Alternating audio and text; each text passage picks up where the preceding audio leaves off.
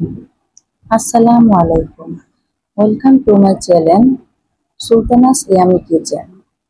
আজকে আমি আপনাদের রান্না করে দেখাবো ভৈন্যা মাছের শুটকি রেসিপি।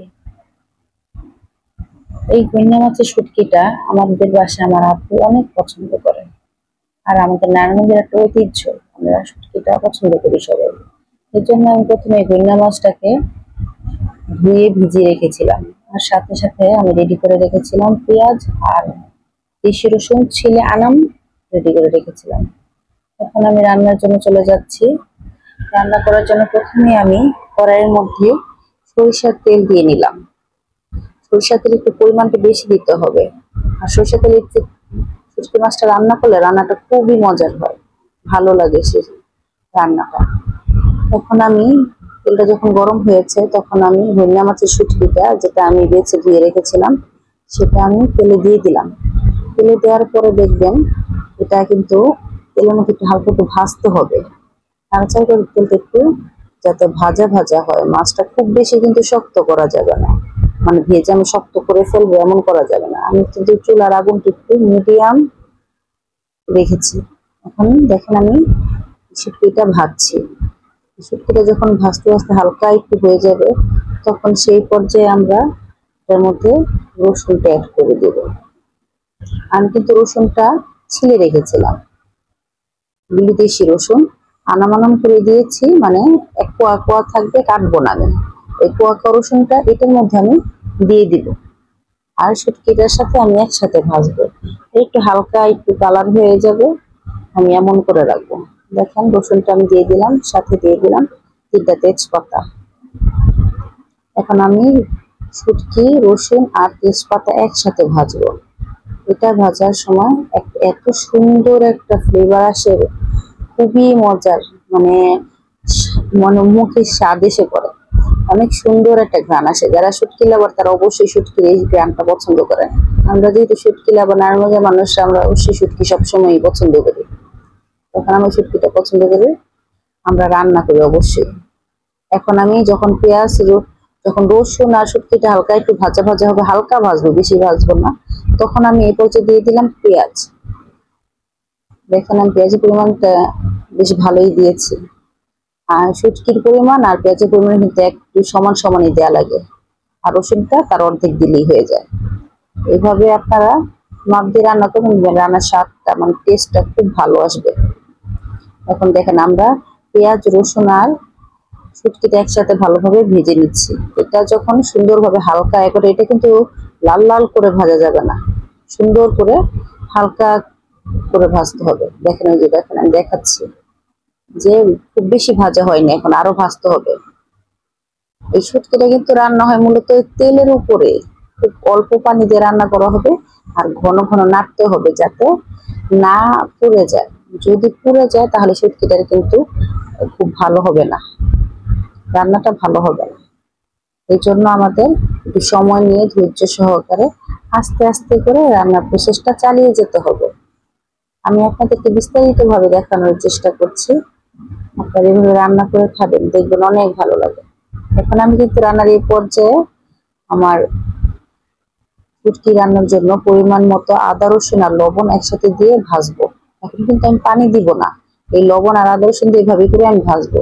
এখন সাথে দিয়ে দিলাম আমি তরকারির, এই শুটকি তরকারির প্রয়োজন অনুযায়ী 1.5 চা চামচ মরিচের গুঁড়া আর 2 চা চামচ হলুদের গুঁড়া।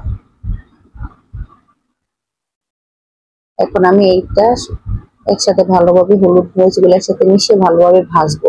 এখন আমি কিন্তু এখনো পানি দিব না, একটু কষিয়ে নেব, এটা আমি একটু ভেজে নিব। এটা ভাজা হলে তারপরে আমি তো দেখেন আমি কিন্তু ভেজেছি, পানি দিইনি, দেখেছেন তেলের উপরেই কিন্তু আছে।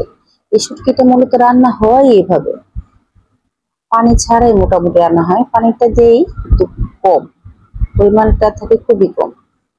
এটা নাড়তে নাড়তে হাতটা ব্যথা হয়ে যায়, আবার খেতে গেলে দেখবেন মাংসের থেকে বেশি মজা লাগে।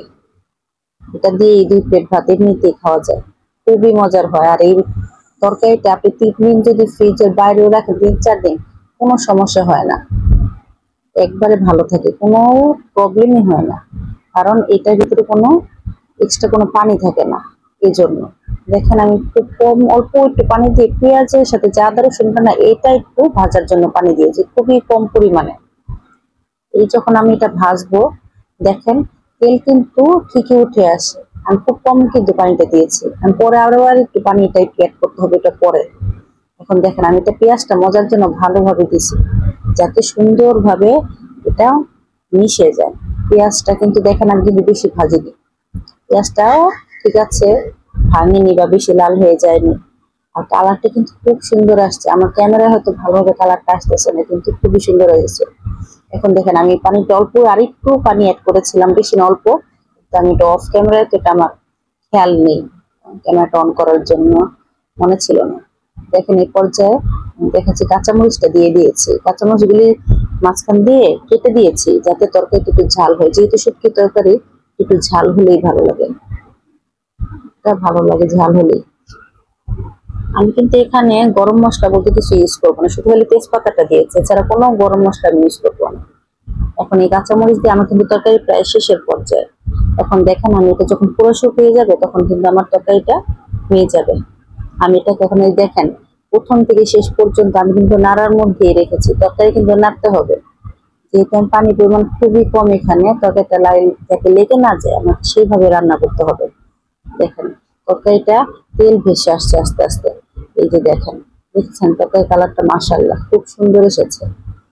এখন দেখেন আমার তরকারিটা কিন্তু আমি নাড়লেই দেখতে পাবেন যে তরকারিটা কড়াইয়ের গা থেকে ছেড়ে ছেড়ে আসছে, মানে তরকারিটা আমার অলমোস্ট হয়ে গেছে। আর কিছুক্ষণ রাখবো, যেহেতু কাঁচামরিচটা আমি এখন দিয়েছি, একটু কাঁচামরিচটা ঝাল একটু একটু মজলে তারপরে আমি নামিয়ে দিব। এই দেখেছেন কড়াই গা থেকে তেলটা ছেড়ে দিয়েছে, তার মানে আমার শুটকি রান্নাটা, আমার রান্নাটা করতে এই যে প্রসেসিংটা, এই প্রসেসিং যদি আপনারা ফলো করেন তাহলে 100% আপনাদের এই গইনা মাছের শুটকি রান্নাটা খুবই ভালো হবে ইনশাল্লাহ। দেখেন দেখেছেন কালারটা কি, আমার কিন্তু একটা রসুনও ভাঙেনি। দেখেছেন এইভাবে রান্না করে খাবেন, আমার বিশ্বাস আপনাদের এই শুটকি তরকারিটা অনেক ভালো লাগবে।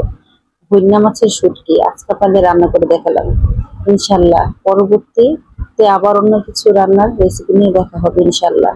আসসালামু আলাইকুম।